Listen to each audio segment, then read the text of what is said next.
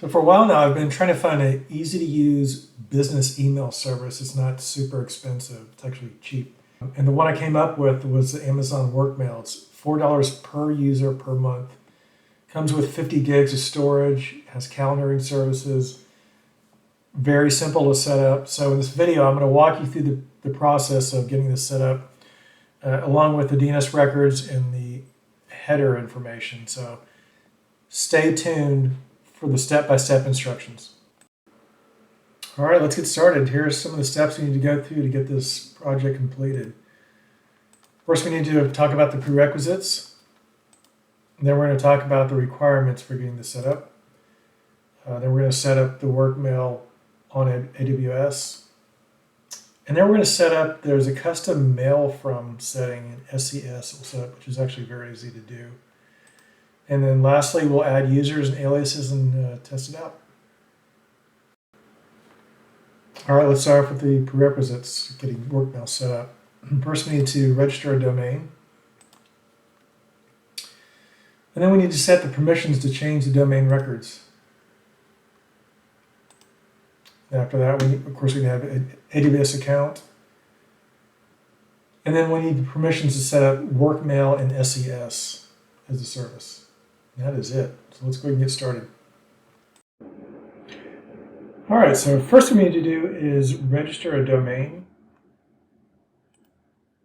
AWS does offer Route 53 for registering domains.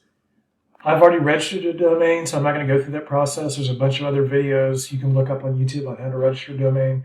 You can do it through AWS, Route 53. You can do it through GoDaddy. There's a bunch of other domain registrars you can use.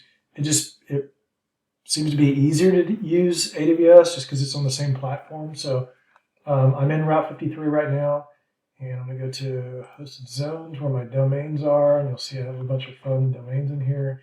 In this step-by-step setup of WorkMail, I'm going to use the domain shizzle.org. So I already have this one set up. There's a hosted domain here. All right, so the next thing we need to do is we need to go back to WorkMail. Now we've got the domain. So I'm going to go back to WorkMail. And you are in the region you want to be in, because it is region specific.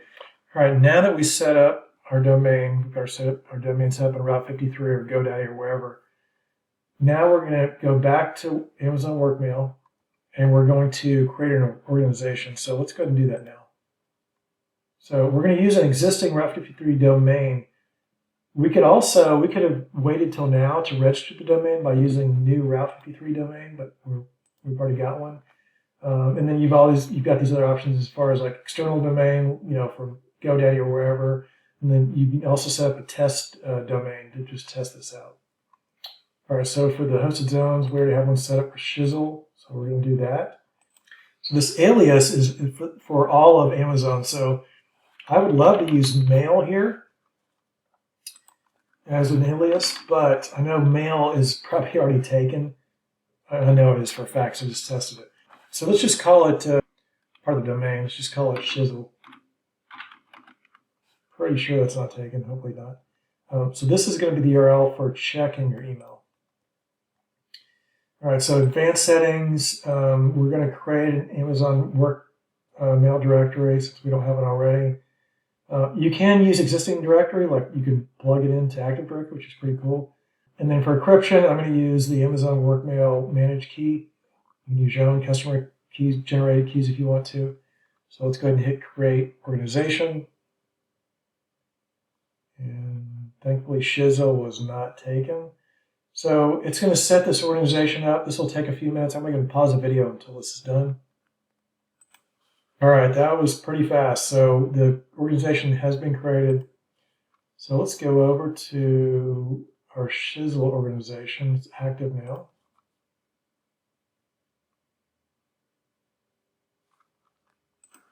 You'll see this notice here. You have unverified domains. So let's go to manage domains. And it's pending verification here. And after I hit refresh, it verified the domain. So I'm going to go ahead and select the domain. And this is the one I want it to set as the default. And you might be asking, what is this other thing over here? So you can use this other domain as a kind of a test domain. The problem with that is if you use it in production, people are going to be like, well, why is he using AWS? He's got the shizzle domain. So this is really good for testing right here, but we're going to use this in production, shizzle.org. So let's set that as the default. All right, so it's set as the default now. And let's go ahead and open the domain.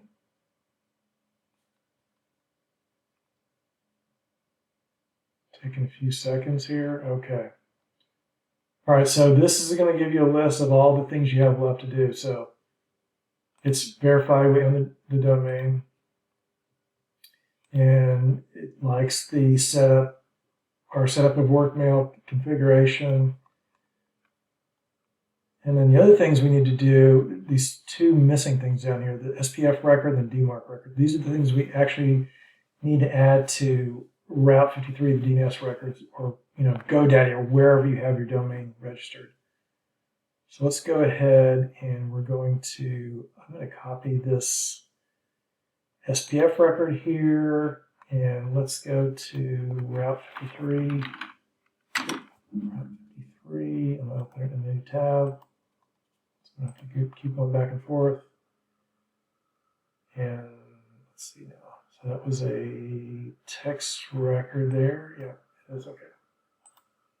So let's go to hosted zones, shizzle, and here's our records here. I want to create a record. And you'll notice it added these records down here, which is pretty cool. That's another nice thing about having your domain registered with Route 53. It'll automatically add some of those records it was requiring before.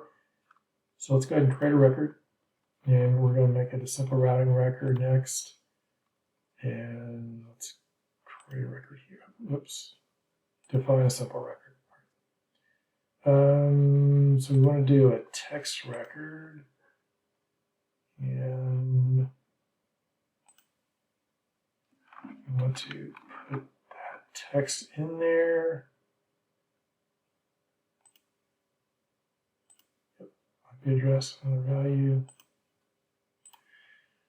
All right, and we're going to make this, I'm going to make this 1 minute just in case we need to change it. Something breaks. All right, so define simple record. And we're going to create another record.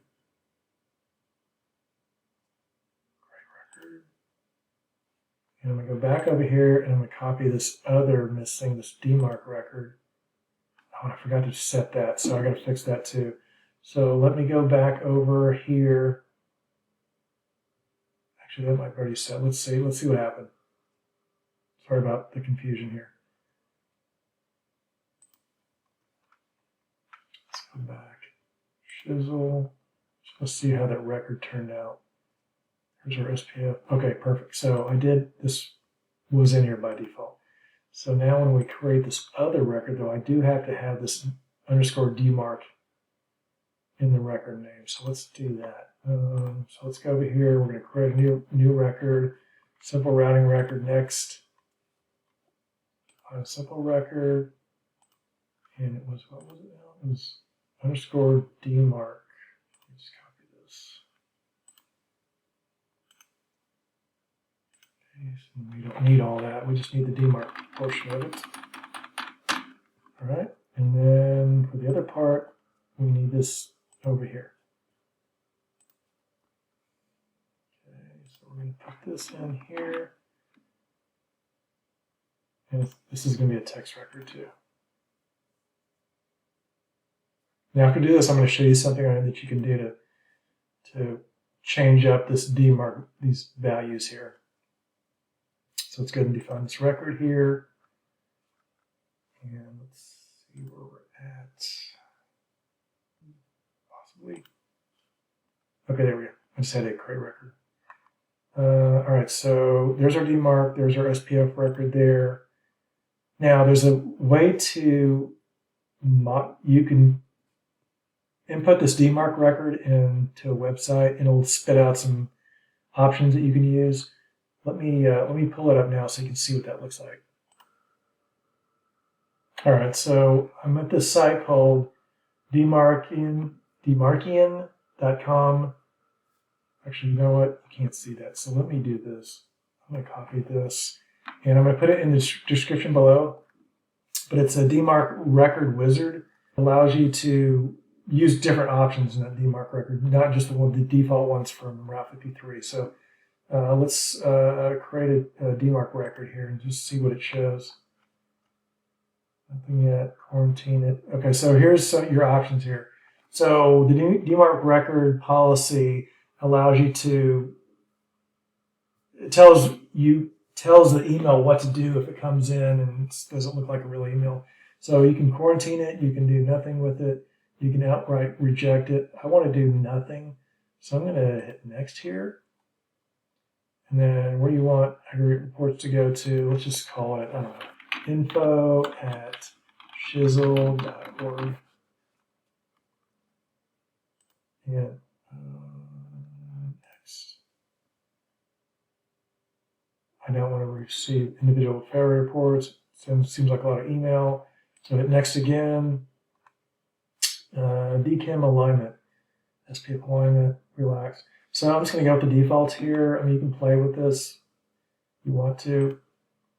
And do you want a different policy for subdomains? No. And what percent of emails do you want to apply this to? Of course, 100%. So let's create the record. So this is the DMARC record they came up with according to the specifications you wanted. So I'm going to leave my record the way it is, but I'm just going to give you this option here to change your DMARC record to fit whatever needs that you have. And like I said, I'll put this URL in the description so you have it for later. So let's go back to we got the records. Let's go back to WorkMail. So this stuff should be in here now. It should work pretty quickly. Let's go ahead and go back to domains and see if this refreshed.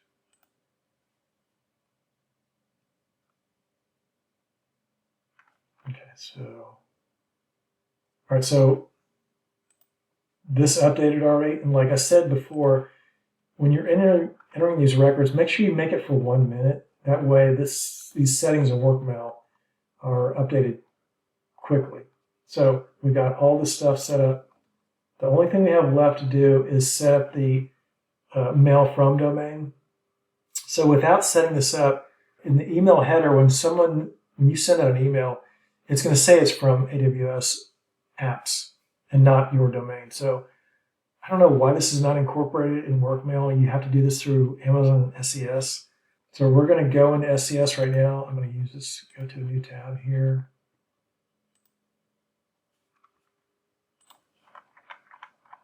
All right, so we're in SES, and you'll notice it automatically took us to the shizzle.org in SES. Let's go down to the bottom here and custom mail from domain. This is where we need to be. So let's go ahead and edit this. And we're going to use a custom mail from domain. And now you can put in mail, email. This is very specific to your domain, and so it doesn't have to be so rigid, within the AWS infrastructure. So we can pretty much call this whatever we want to. I'm just going to call it mail here. So when a mail goes out, it's going to say it's coming from mail.shizzle.org, which is fine. You can actually make that SMTP, which a lot of companies use that address. I'm going to use mail here. So behavior on MX failure, use default mail from domain. I'm going to use that. So let's go ahead and save changes here. Okay, now that we made that change, let's go back to WorkMail. And let's refresh this page here. All right, from organizations, go back to Shizzle here and domains and click on the shizzle.org domain. And we should see where we're at as far as settings go. We should have some more records to set up when we do. So everything up here is good. email from domain. It's asking us to add this MX record and this TXT record. So let's go ahead and add these. So let's copy this. That's the MX record. I'm going to go back to Route 53, and we're going to create a record here. And another simple routing record. And define a simple record here. And we don't need all that. We just need mail. And this is the MX record, I believe. Let me double check. Yeah, it was. Oh, yeah, that's the MX record. So then the value is this right here. And let's go back to Route 53 and paste. And we're going to make this 1 minute. Define the record, create the records. Okay, so let's go back over here, copy the other, the TXT record. So that one's mail. I think I can remember that part. And this is the new SPF record. So let's go back over here to Route 53. Create another record.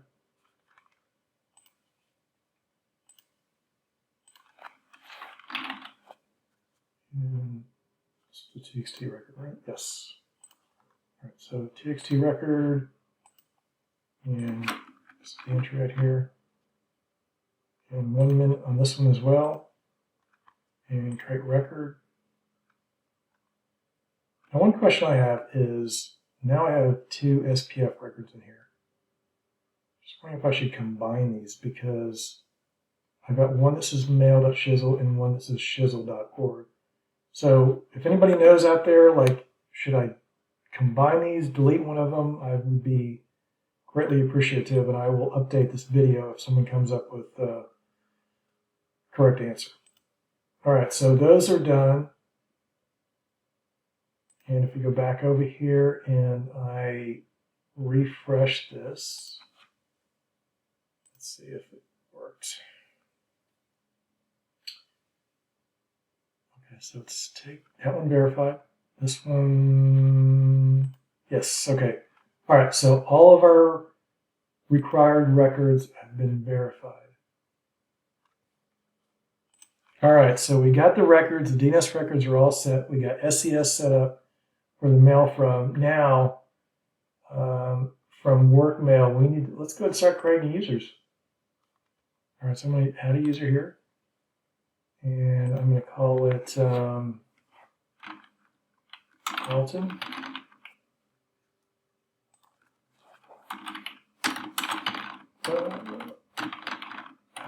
Can you spell my own name? All right. Display name, email address, Carlton at Shizzle, and show and go. I don't care about that. Password. Let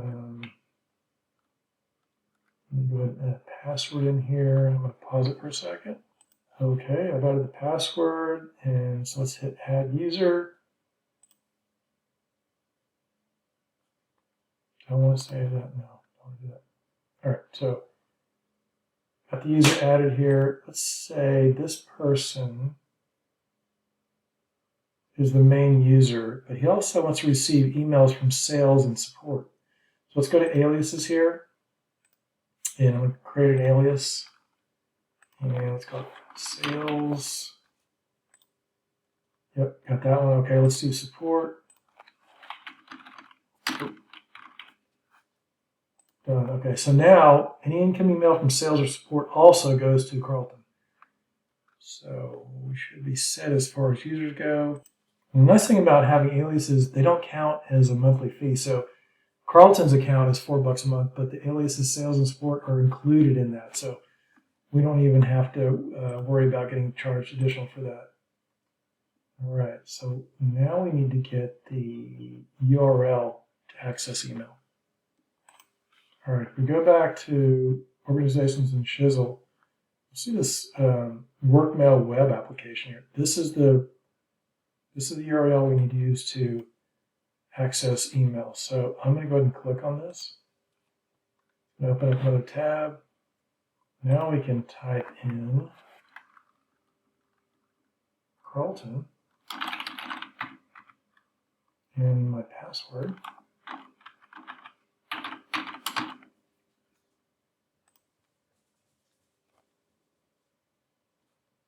And boom, now we're set up on business email. We get a web client. We don't even have to worry about setting up Outlook or anything like that. We check all of our email from here.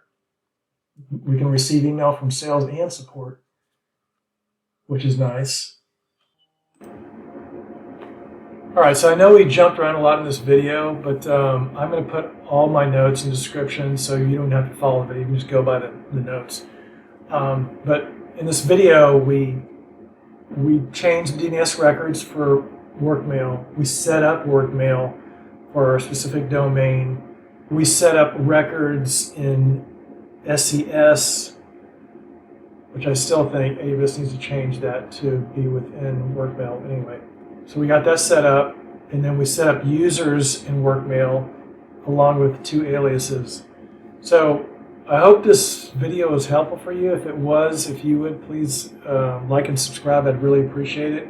It's been kind of a long year. I haven't put out a lot of videos this year, so I'm hoping to get going here now that the weather is starting to turn. It's a little bit nicer outside. It's not so hot here in Austin, Texas. But I appreciate you watching the video, and like I said, if you have comments or other videos you'd like to see specific to AWS, I appreciate you putting those in there. So thank you.